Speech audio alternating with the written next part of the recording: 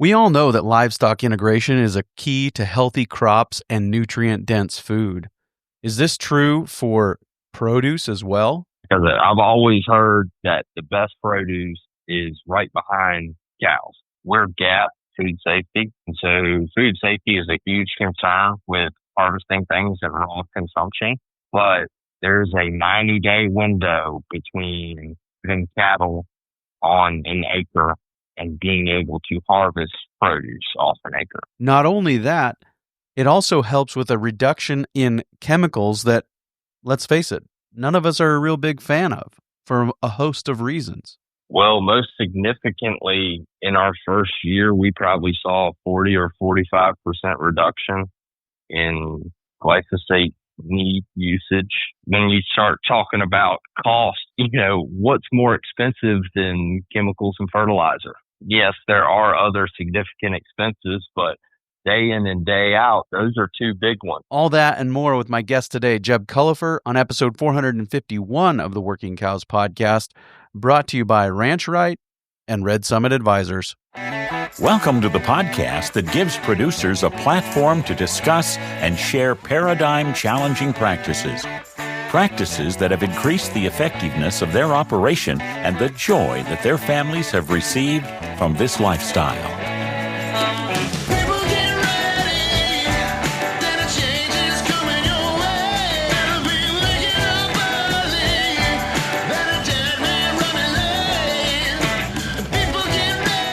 Hi, everybody. It's Clay Connery, host of the Working Cows podcast, recorded exclusively in the Understanding Ag Studios. Very excited to be joined today by Jeb Cullipher.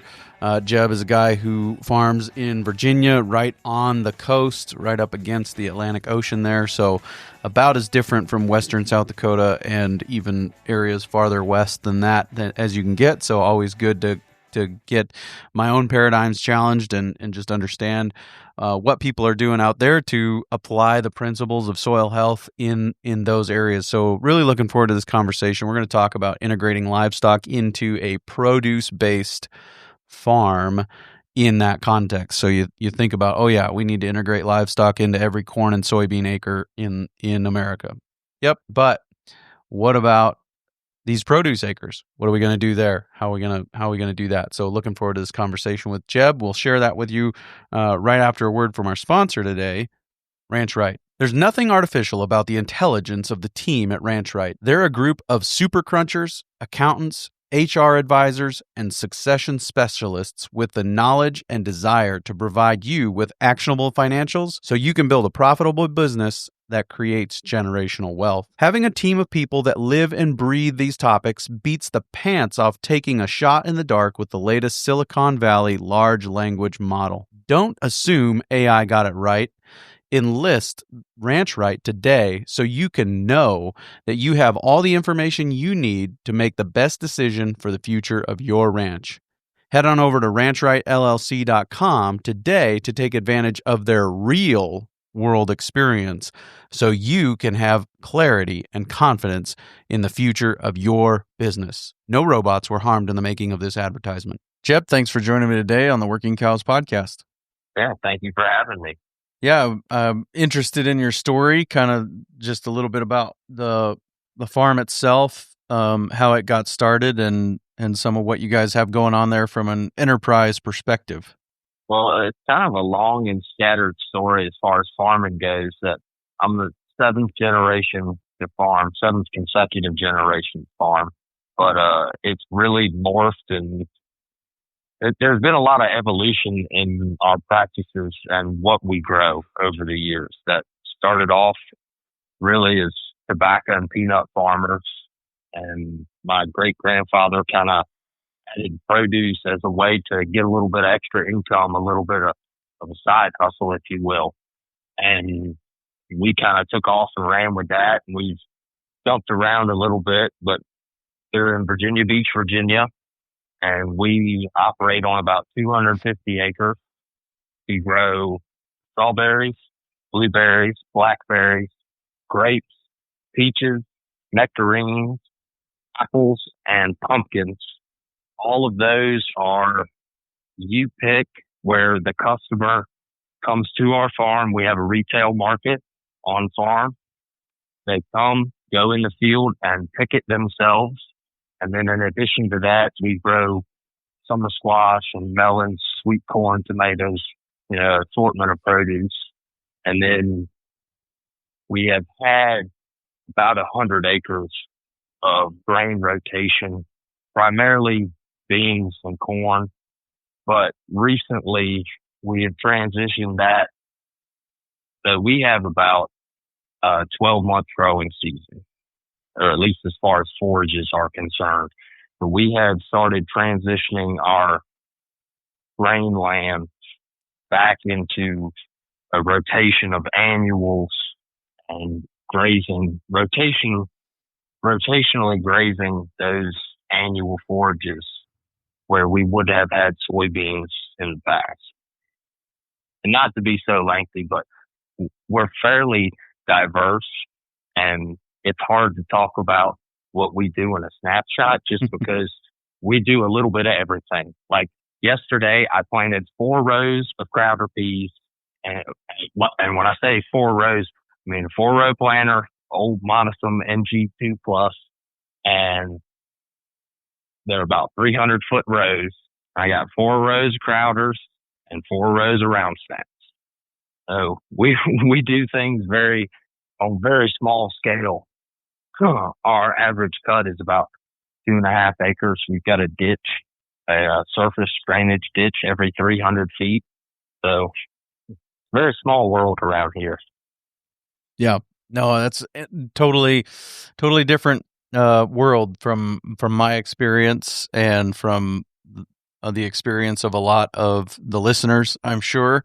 From what I can see of the analytics, it's a pretty heavily concentrated in the West and the beef country and those things. And so, really excited to kind of get an idea of what all you have going on there. And obviously sounds like a lot. And so wherever you want to slow me down and dive in, feel free. That's great. So is it just the produce, and the vegetables and the fruits that you pick, or how are you guys marketing, the rest of the products, or are they all directly marketed? We're about 95, 97% retail, direct to the consumer. We have a on-farm market, and we've got a little kitchen bake shop. We've started making ice cream and pressing juice. So we're blessed and cursed to have a pretty dense population close by, that we're about 25 minutes. We're actually, technically, we farm within the city limits of Virginia Beach, that we're not in a county. We're within the city of Virginia Beach, which, like I said, it's a blessing and a curse. But we have a good number of people close by, within a 30, 40-minute drive. For us, what we decided, it's a small world here. Like I said, I've been to North Dakota, I've been to Kansas and Oklahoma, I've seen a little bit of Texas and Arkansas, but it's so vast to me once you get out in the rest of the country, that there's just so much more room and so much more land. And here you can quite literally drive on 2 roads and see all the fields there are to see. That there's 2 parallel roads, and you've got a field on the left, field on the right, field on the left, field on the right, and it's water on both sides. So there's not a lot of room to expand. That you can't pick up acreage, you can't grow by producing more, like most people would, traditionally think of growing a farm. And so we try to utilize our small acreage and proximity to people that modern grocery stores are emulating a farm with their displays. That, they use wood crates and signage and kind of things that they're a little bit more rustic and kind of agricultural themed in their displays. And they're trying to copy farms and make people think about freshness, and, when it's not necessarily associated with that, and not knocking that side of things at all. But our advantage is we have a farm. We're close enough to the people that they can drive to us and get that experience of going in the field. And that's really what we market. Yeah, certainly. And so it for you guys, the path forward is to stack enterprises rather than try to expand the land base. Yes. I mean, we really don't have the opportunity to expand the land base. I mean, to be frank, like most people, we've got some successful guys around us that are hungry, and you can only be but so competitive. Sure. Yep. Yeah, and if you pay attention to the map, you can't really go east of Virginia Beach because that's the Atlantic Ocean, and you cannot. You can go a little ways south, but you get into North Carolina pretty quick from there. So you're kind of southeast corner of the state of Virginia, and that contributes to what you're talking about with the 12-month growing season. Yes, we really have a very temperate climate, but there's not much room to go. I mean, all of our land is east of the Intercoastal Waterway. Wow. And so what was the presence, or was there any presence dating back to, the tobacco and peanut days? Was there any presence of livestock during any of that time, or has it always been kind of crops that would be, almost directly consumable by a human? There was some. It was more sustenance based. Like I would imagine a lot of folks at the time that they had a few mostly for themselves, and they'd turn them in the fields behind, like especially behind peanut crops. They would turn hogs in behind them a lot of times, and even cows in behind the hogs. But they let the hogs reap peanuts, whatever they didn't get that was left behind. But it's never been with the intent of generating any revenue until 2 years ago, when that really kind of starting to see some of the grain markets get a little more interesting, if you will. We've never put our full effort. We've never necessarily given it the justice that, we've never really given our grain crops the attention that they deserve because of what we have tied up in produce. That just like apples, peaches, strawberries, you've got so much capital tied up into the crop per acre, and it's such an intensive crop that it requires a lot of manual labor that, frankly, we just get distracted by that. And so for us, corn and beans has always been, kind of a filler and a break even. And when it was that to begin with, it's really tough when the market starts getting tight and margins get tighter. And we can't play volume. We've got, at most, we have the opportunity to grow about 120 acres a year, which you figure 120 acres of even great corn, which we have some good corn land here. I mean, we genuinely have some land, some dry land corn that would rival Iowa or anything in the Midwest. But 100 acres of that doesn't get you very far when you start paying bills. Yeah. And so for us, the fruit, and when it comes to marketing it, the draw of going in the field, that experience is really what gets our business. That's really what people want to do. Yep. No, that's great. Okay, so let's talk a little bit about the livestock. How has that worked? What has that? How has that played out? What was the motivation, and where did you go as far as the kind of livestock you chose to integrate? Well, like we mentioned, we have, as far as forages are concerned, we've got a 12-month growing season. And we have good rainfall and pretty temperate climate. We rarely see real freezing conditions, and we're close enough to the coast that the ocean kind of moderates our temperature in the summertime and keeps things a little bit cooler. And so, like I said, everybody's aware with grain markets not quite being what they have been and us not being the greatest grain farmers in the world, considering how to be better produce farmers, the best produce is always behind cow manure. Hmm. That, I don't know. I'm sure there's data on it. I have been told there's data on it. But as far as I'm concerned, data is one thing and experience is another thing. And experience tells a lot. And there's a lot of things that people didn't necessarily know why. They just knew it worked. Not everything works all the time, but I have learned to sometimes just be okay with things and that you don't necessarily need to understand it, but somebody who has done it time and time and time again and is still around to do it, if you're still farming today, you're doing something right. That's a fact. You can't do but so many things wrong and still be competitive and stick around with the way, everything that people farming have been through over the years. You haven't stuck around this long because you're making but so many mistakes. Sure.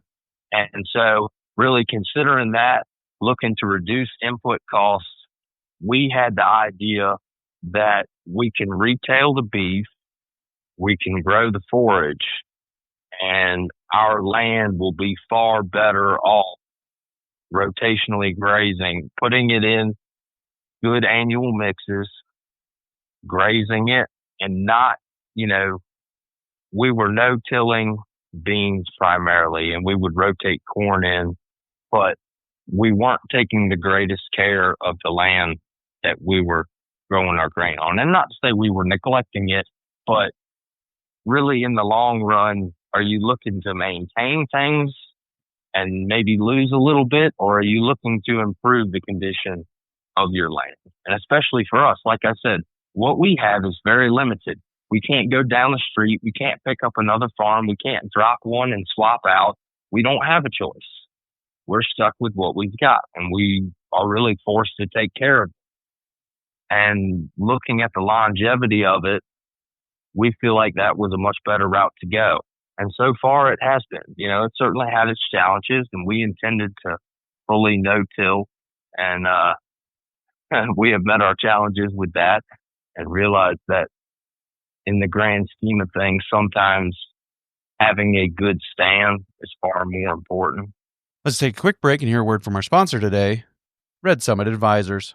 At Red Summit Advisors, Austin Hart doesn't guess when it comes to structuring your PRF coverage. While most agents run a handful of cookie-cutter options, Austin uses their proprietary software to analyze every grid, every coverage interval, every combination, so your policy fits your land, your rainfall history, and your operations goals. PRF and LRP insurance are about managing drought and protecting cattle prices year after year, giving your ranch a fighting chance when weather or the market doesn't cooperate. And with Red Summit Advisors, you're never left wondering. Austin gives you 24/7 access to your policy's progress, so you know exactly where you stand all season long. If you already have PRF coverage, it's worth asking, could your policy be doing more? Austin Hart is ready to take a hard look at your current policy and show you what's possible. Get started today. Visit redsummit.com/pod for 3 instant, no-obligation quotes, or call Austin directly at 307-343-5670. Red Summit makes PRF easy so you can keep your family on the land. Call Austin Hart at 307-343-5670 today. When you were doing corn and beans, were those acres ever in a rotation with the vegetables and the fruit and some of those things?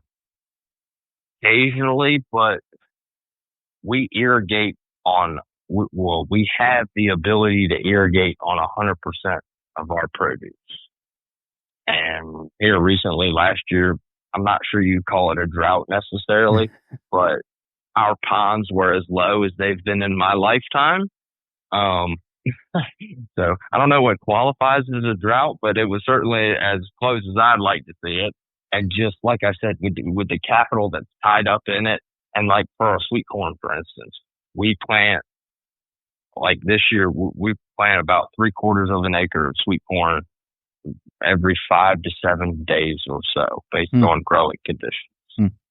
And so to do that from now, we'll cut our first, hopefully, knock on wood, about the last week of June, and we will continue cutting through Thanksgiving, given weather conditions. If we get a cold snap, it'll kill the last of it, but hopefully, given the normal year, we'll have it right up till Thanksgiving.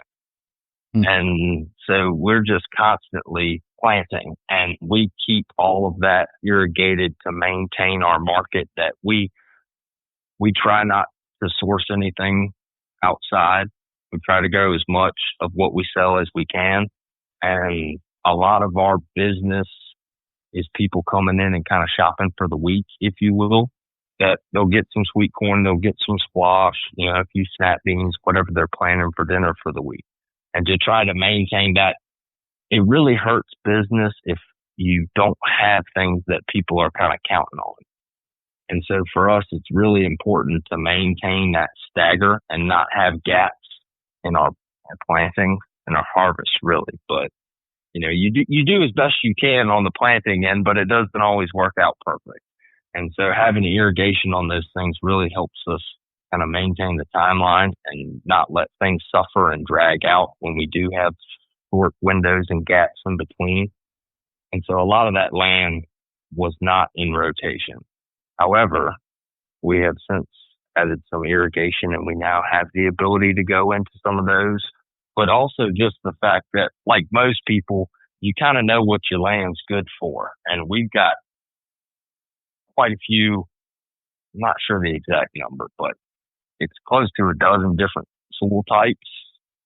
And so we've got some heavy, like loam, sandy loams that, it's black land and everything from, we don't have much clay, but we've got everything from that to good sweet potato, peanut, tobacco, light, sandy land. Yep. And so we really, it's dictated by the soil type as for what we use, in that particular location. Okay, so then where do the livestock end up in this scheme? Are they going to be on the corn and soybean land? What land will they end up on? Everywhere. Okay. Every acre. So every acre. Nice. With the exception of our perennial crops. Which would be like the tree crops, is that right? Tree fruit, vine crops. Yeah, the grapes, peaches, nectarines, apples, and then strawberries. While there's plastic there, obviously they'd kind of be a little rough on the plastic. Yeah. But with the exception of that, so one thing, like for us, we would use, for instance, a cut, if you will, a field that we anticipated for sweet corn. The way we stagger our plantings, we don't get everything in shape at the same time. We don't work land the same way. Based on what the cut looks like, we may disc it, we may no-till it if we can. I really like planting green, but I'm not afraid of tillage either. I've seen it work. I know people who are pushing 80 years old who beat land to a pulp, and I don't say that in a bad way, just that's the accurate description. They're working with true powder when they go in the field and consistently have fantastic yields. And you can't argue with that. But we like to till as little as possible. And so we would leave cuts fallow for long periods of time in order to not have a lot of residue to contend with, to keep it in reasonable shape going into the crop ahead of time. And then behind it, there's not necessarily enough time. Like a crop of sweet corn, most of that is about 80 days. So by the time you get it in shape and get out of the field, call it 120 days or so to get it back clean again, clean enough to do something with it. And when you put that smack dab in the middle of the prime growing season, that when I say our growing season is 12 months, I mean for annual crops, that with warm seasons and cool seasons. Right. But if you put that right in the middle of our prime cash crop growing season, it's really hard to do much on either side of that. That just between cool temps in the spring and getting hot and dry in the fall and going towards winter and the short days, it's really hard to do much on either side. Whereas now we're able to fit 2 or 3 annual crops in, like for instance, with that sweet corn crop, as opposed to being a single annual like cereal rye in the winter and sweet corn at some point during the summer. We're now doing like cereal rye and red clover through the winter, and then planting either millet head of it, like a millet.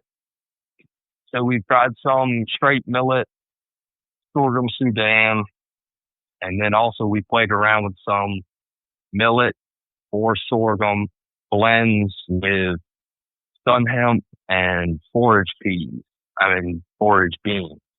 And we've kind of settled on beans and sun hemp, but some sort of blend like that, either ahead of or behind, depending on whether it's early corn or late corn, and then going into like a spring oat, or it's a fall, like a winter pea. It's called a keystone pea that we found that they really like, and then clover again in the fall, and then back into rye in the winter.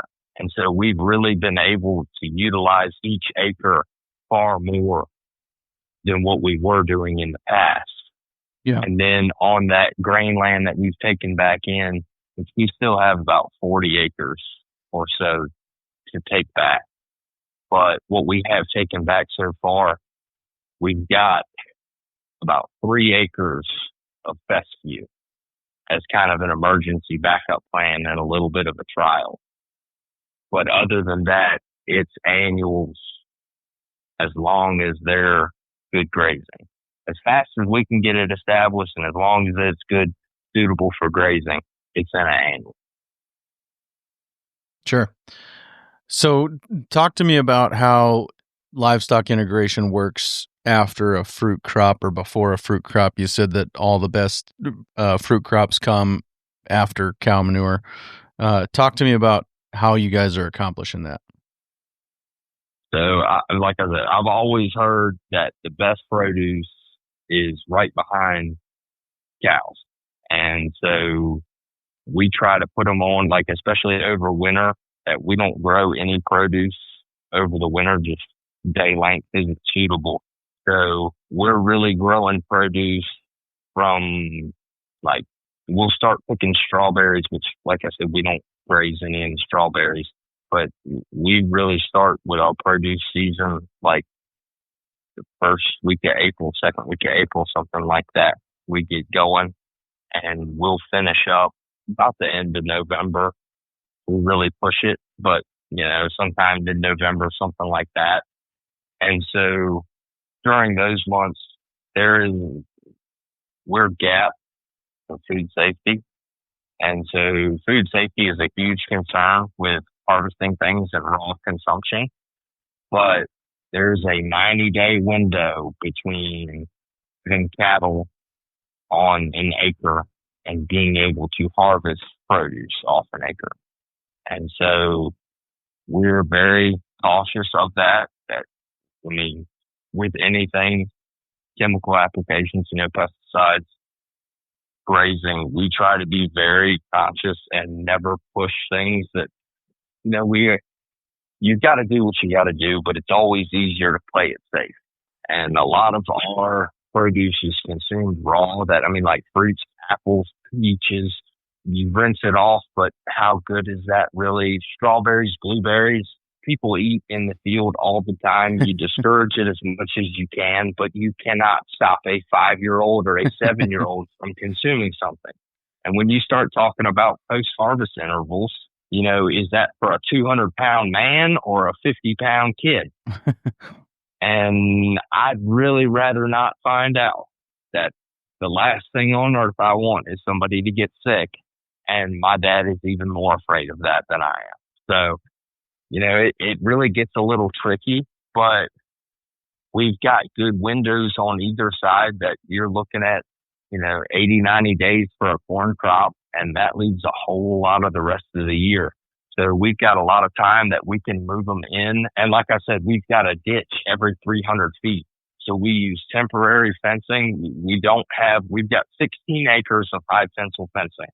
And other than that, we use a single strand or two strands with calves. We've got 2 cow groups and 2 steer groups, and we rotate them and move them using just poly braid and step-ins. We use fiberglass stakes on the corners. But you had mentioned, type of livestock and how we arrived at that. And so for us, at times we've got people picking, 100, 150 feet away from our herd with our bullet. And so docility really was key when it came to selecting something, and not knocking anybody, but shorthorns have a reputation for docility, and they have really held up to that. That they're almost tame at times, sometimes a little too tame maybe, but I'll take that any day over one that gets a little wild on me when I've got 100 people or 150 people in the field picking on Mother's Day out there trying to have a beautiful Sunday morning picking strawberries. The last thing I want to be doing is chasing some rebel that decided to hop the fence and just does not want to go back where he's supposed to be. Yep, absolutely. So the livestock integration on the fruit crops is going to be within some interval prior to that crop being harvested, so that it's safe, or so that it fits in, right? And then are you following the harvest, like when somebody comes in, picks a field of strawberries, are you following that with some kind of a cover crop that the cows can make use of later? Yeah. So plasticulture makes it a lot more difficult. But like with our strawberries, for instance, we get our plastic laid by the end of September. We plant our plants. We get a lot of our most of our strawberry plants come from California and get shipped overnight on a truck. And so when they get here, we really need to be ready and get them in the ground as quickly as possible. The arrival of the plants, is always a little bit questionable. So we've got to be ready pretty much by October 1st. Everything got to be settled and set, ready to go, checking, testing irrigation, checking things, make sure everything is set, that when those plants get there sometime, hopefully October 10th, 15th, somewhere in there, we can go ahead and plant them. They overwinter, and then we pick them, hopefully start picking right about April 1st, which this year we were about a week behind that. But, weather dictates everything. And so we pick until essentially it gets too hot for the strawberries, which you can pretty much figure or hope for the first week of June. But recently we've seen cooler temperatures and they've run a little bit longer into the summer. But whenever they finish up, we dig the plastic and then go in, disc it, run a turbo till, knock it back flat from the beds. Everything's on raised beds. That it's like a 28-inch wide, 10-inch tall bed with a single strand of drip tape run down the center of it. And so once we get that knocked back flat, call it sometime July, August, we'll come in with a warm season. Once that gets up suitable for grazing, come in, graze that, and then rotate off of it. We usually get 3 or 4 grazings out of an annual crop. And then if it's still in suitable condition, we got a no-till drill, good drill that we'll go in and drill and get the next, following that, it's typically a cool season and get that next crop established. But as everybody knows, things don't always go to plan. And this is where, we had really intended to no-till as much as possible. And the realization has been that with any kind of rainfall and cows on it, sometimes you just got to get it back flat again. So we've wound up having to disc and get things leveled off, work land more than we'd hoped to. But like I mentioned earlier, we have also realized that getting a good stand is far more important than, or at least in the short run so far, getting a good stand is far more important, because if you've got to fight weeds and it's not good grazing and you've got poor spots or weak spots, that really drags on things, and it doesn't seem that it really improves. That we spend a lot of time in and on a single acre, and what we have seen so far in 3 or 4 consecutive years of intensive cover cropping, at least for us, those spots don't improve. And it's far better to go ahead and get it in good shape and get it where it's, contributing something. And at least then maybe you can consider no-tilling it and not having to go over it. But if you can't get a good stand on it, it's only going to go downhill from there. And when you say it's far more important to have a good stand, you're talking in terms of profitability, right? I mean, in terms of having the ability to have somebody out there picking a corn plant. Well, no, I mean, even grazing. Oh, that sure. if you can't get a good stand of whatever forage you're intending to have there, that land never really improves from what we have experienced. Sure. Okay, so that, if you don't get a good stand in it this time, you're not going to get a good stand in it next time. It's going to be a weak spot or a poor spot in whatever produce, fruit, vegetable we put on it. And then when it goes back, that spot just continues to degrade. It never really improves. Yeah, no, I appreciate that.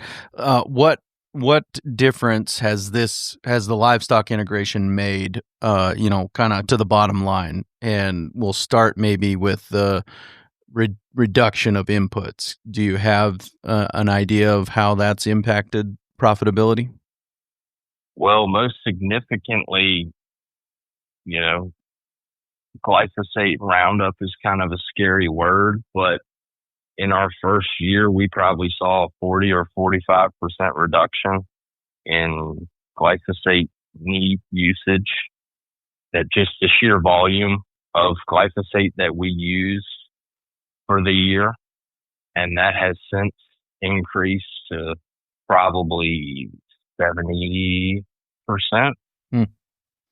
Yeah. Which when you start talking about cost, yeah, what's more expensive than chemicals and fertilizer? Yes, there are other significant expenses, but day in and day out, those are two big ones. Regardless of what crop you're talking about, pesticides and fertilizer are two real significant costs. And at the end of the day, our business is produce. And we've got to be competitive. Regardless of what you grow, inputs are increasing. The margin is getting tight. That we've got to be somewhat competitive with grocery stores. Economic times get in question. How much are you willing to spend? Or, sweet corn, snap beans, squash. We can only grow them, but so, we can only produce them, but so cheap that, somewhere somebody really has it figured out that they're highly efficient, got a good system, they're supplying a grocery store, and they've got a very competitive price. Yeah, at the end of the day, luxuries like a U-pick type method of acquiring your food are going to be some of the first things that people will question when the budget starts to be getting a closer look, right? Right. And when you talk about needing to be competitive, it's not your pressures as far as land base are concerned. I'm creeping on your farm from Google Maps here while we're talking. It's pretty tiny. Right. Your pressures from the land-based perspective are not only from the Atlantic Ocean and the suburban, the suburban people living in your neighborhood. There's also farms that are probably doing similar things to what you guys are doing as far as marketing some produce, right? Yes, we've got several competitors literally down the street, and they're friends, neighbors, but right. They're still competition.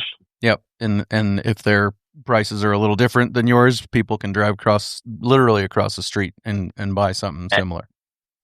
And especially when you're talking about somebody that's only miles away, the grocery store is the grocery store is what it is. That's, the big dog, the man, whatever you want to call it, corporate, it's the big guy on the block that you'll never be able to beat. That's just the reality of what it is. And when you start talking about more local competition, well, if somebody's a mile away, they've got roughly the same weather and roughly the same conditions. They're probably growing pretty much the same thing, and they probably spray it and treat it roughly the same. That, it's really hard to distinguish yourself and break away and find some way to really have some sort of savings or but so much more revenue from it. You just can't be but so much different from everybody else.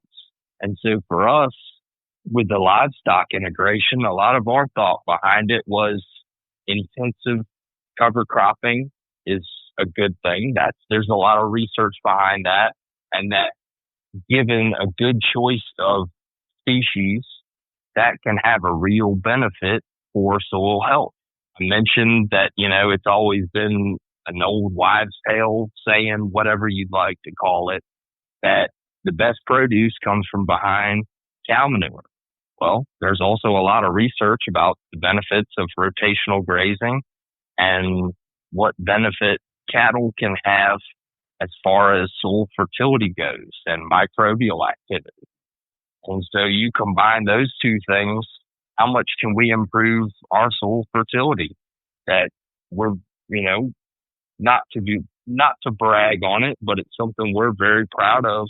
We have a lot of our cuts with CECs in the double digits. That, that's something we're very proud of, and we really strive to take care of our soil and have good soil health. And so looking as to how can we improve that, how can we improve our fertility, possibly reduce our fertilizer needs and our fertilizer inputs, possibly reduce the need for insecticide by having a good, balanced environment, ecology, if you will. And following that up, how much can we possibly reduce our fungicide applications? Because when you start talking about expenses, fungicides for fruits and vegetables are ridiculously expensive. And, like some of the ones we use, we're talking about $500, $600, $700 for a half gallon liquid. That hurts. Yeah. That's painful. And you start mixing tanks like for tree fruits. The sad reality is we spray every week from pretty much March through harvest, which would be starting sometime around mid-September. And so you go to the field every 7 days and mix a tank of somewhere between 3 and 7 products.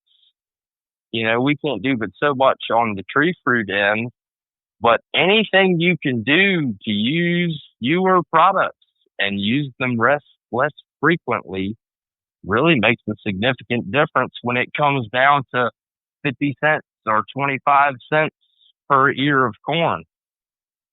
Right. Yep. Anything you can do to save some money on the front end, you can't do but so much on the back end.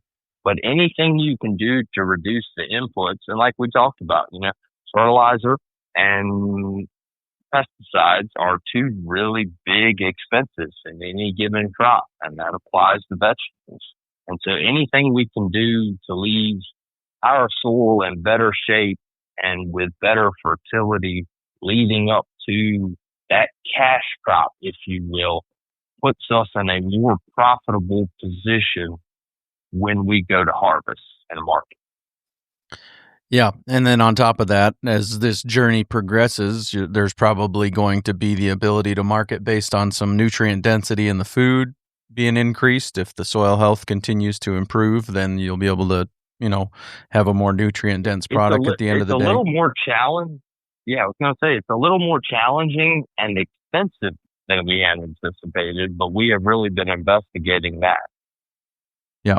Considerably. That's something we'd really like to market with, because something not a lot of people have to contend with, but what we really rely on is kind of telling our story. Yeah. And that the more we can say, or, not necessarily the more we can say, because it's what we always strive to say, but the fewer phrase we have to make and the more of a, really, we're a really small drop in the vast ocean of farming. And being produce growers, I hope I don't insult anybody, but we're a little bit weird and wacky anyway. I'll say that. We're kind of off to the side and we're not very significant. And there's some words that fly around and have a really bad reputation and connotation in certain circles. And I kind of hate to say it and go that direction and, start that way. But it's really nice to be able to look somebody in the face and be able to say that you have used as few chemicals in the production of what they're getting ready to walk home and eat, or, walk back to their car, drive home, possibly snack on the way home, or go home and share with their family.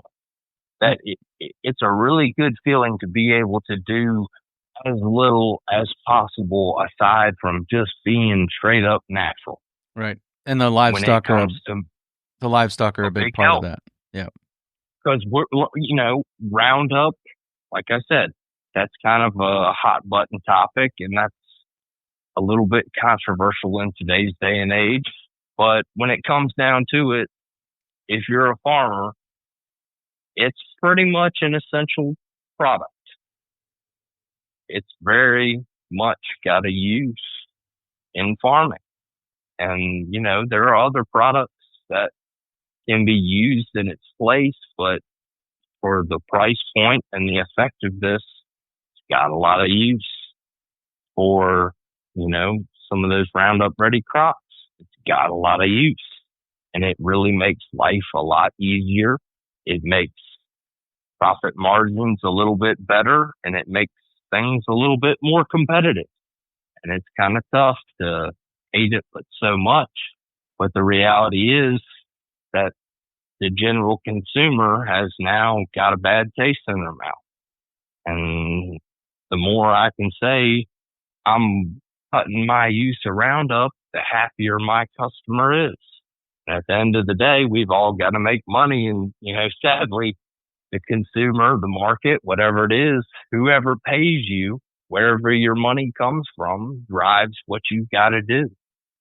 And so for us, the better, the more environmentally friendly, the closer we can sound to that, kind of word I was shying away from, but organic, the better people feel about what they're consuming, the more inclined they are to shop, and the more money they're willing to spend.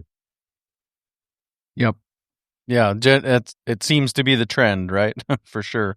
It's a tough reality. I mean, it's a harsh line to walk between being profitable and being effective. Like I was talking about earlier, getting a good stand. Having weak spots in a field is not effective.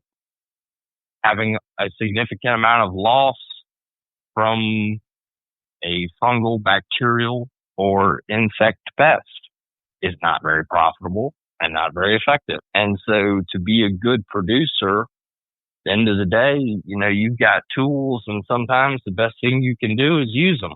And that's what they're there for. but the person who eats it and consumes it doesn't necessarily want to hear that. And it's a really tough conversation, but the direction things are going, somebody's going to have it. Okay, so yeah, that's kind of a snapshot of the role that the livestock are playing on the profitability, soil health side, reducing inputs, reducing the need for pesticides and chemicals and some of those things. And as the warrior poet himself would say, yay for that, right? But let's talk also then about the income side of the livestock. What difference is that making for you guys? Well, we have learned that, really that 2 years or so to get an animal. So we've got, right now we've got about 25 cows.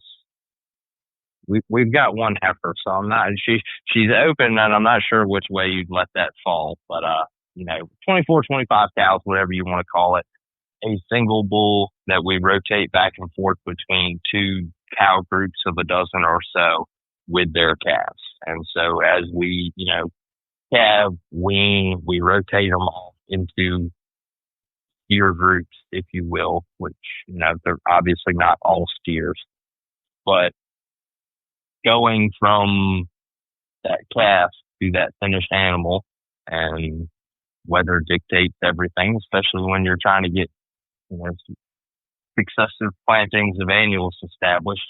But, it's really a long time, and it's kind of tough to track those costs over time and really figure what you've got. But for us, like I said, we've got a pretty good customer base, thankfully. And with the retail business that we've already got established, being able to, we don't call them grass finished, but we haven't necessarily settled on a term as for what we'd like to call them, that we just kind of explain to people that all of their feed comes off our farm, that we've got a disc spine and a silage chopper with a pickup head and a corn head. And so we make our own feed, if you will, what little bit we do need, and graze otherwise. And so everything we've got comes from on the farm, and being able to say that and market it that way so far has worked out pretty well, that we can kind of, we're competitive. We've got a neighbor down the street that does a similar thing. And he's higher priced than we are, that we kind of like to think some of the benefit we're getting back contributes a little bit, and trying to introduce ourselves to the market as well. I think we're $8 a pound for ground beef. I want to say the guy up the street is 10 and said he's going to 12. Just to give you some idea. Right. Yeah. And that's where, as anybody I'm sure knows that, it's a little bit tricky, and it's a lot easier to figure out a crop that I'll give people credit that do it and do it well. They deserve it, certainly. It's much easier to figure what you've got in a crop that's gone 90 days later or 100 days later than it is an animal that you've got to take care of and watch for 2 years. Yeah, no, absolutely. But yes, that is a healthy enterprise, being able to market ground beef for $8 to $12 a pound or whatever it is gonna be a big help. And that's where we kind of at the moment, just with the way that we're operating, to be perfectly honest, I'm not 100% sure I can say what we really have. Obviously we've got a pretty good idea, and we play it a little bit safe, but as I said, with the way the market is around us, we feel like we've got some room, that we play it a little bit safe, but yet we're still fairly moderately priced for our area. And so it's been kind of for us, it's been, fortunately, we've found kind of a good environment a welcoming environment business-wise to test it out in, and that there's really been a lot of demand. And the neighbor that we have, frankly, he cannot keep up with the demand that he's generated, which has kind of spilled over onto us a little bit rather nicely. Yeah. And like you said, I mean, there's a couple of things, right? There's cows over there in that field while I'm picking, whatever I'm picking. That's one part of, a differentiation, right? And then there's, you can also have some of that beef in your freezer, and it's Exactly. raised on forages that it only encountered here on our farm, and that contributes to the story and another income stream.